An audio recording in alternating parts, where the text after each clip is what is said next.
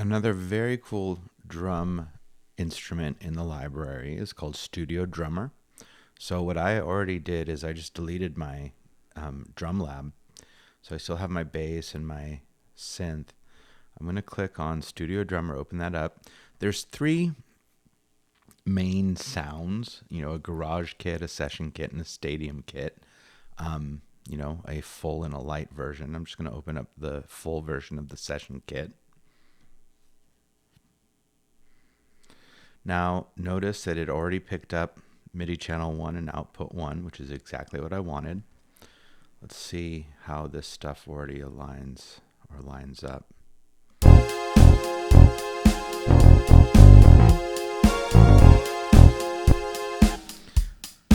All right, so my bass and keys I'm muting. They're already going out. They're separate outputs. Contact outputs 9 and 10. Now, I can click on these. I don't hear them, and I don't have outputs near them. So I need somewhere else to do that. And in this instrument, in Studio Drummer, it is found in the mixer. There is a mixer. I'm not going to lie, I always get lost at this point. So you have your kick. If I'm listening to it, I can kind of mute or solo the kick, snare. What I want to do is click on settings. Now, this instrument has a whole bunch of stuff that I might kind of just touch on. My main goal is to deal with the outputs. So I'm going to send the kick to output 1. What I think is important to look at, you have an inside mic and an outside mic and a sub mic. So just on this kick drum, you can really change the sound. So this is the mic that would be up near the drum head, while you have another mic outside of the kick drum picking up more low end, and a sub mic that's even more than that. This effects routing is showing you that it is going through a transient shaper, a compressor, some tape saturation, EQ. However, only the transient shaper is on and the EQ. So unless you click those on or see the lights, they're actually not engaged. This is another one of those things that I would most likely turn off the EQ, because I like to, EQ it later for the mix, or just be aware before you commit your tracks that you do have the ability to shape that. Okay, so back to the outputs, which is really what I came here for. Settings. The kick is going output 1. Snare. The snare is going to go output 2. Now, check out top mic, bottom mic, and bleed. Bleed is a big one. Can you hear some kick? Less kick.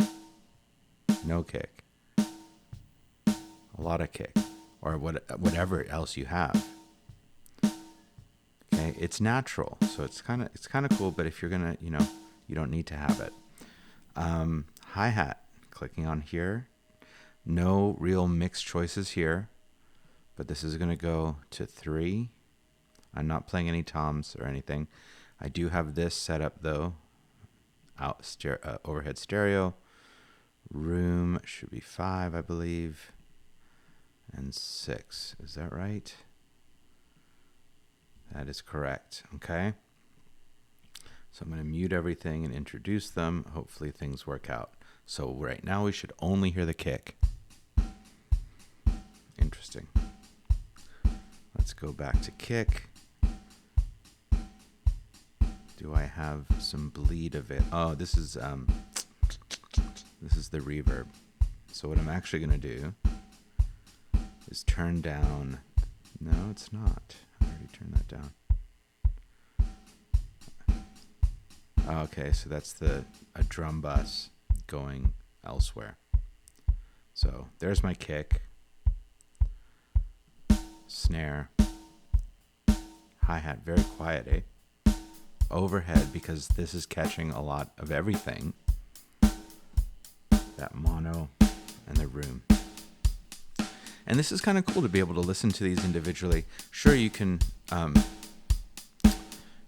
mix them here, but when you have control of them here, you can mix them appropriately.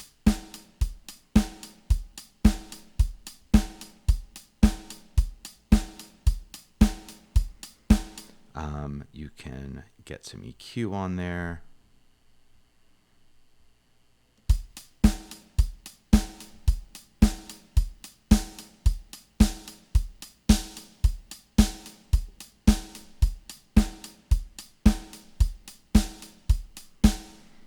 All right, so that would be separating your drums from session drummer.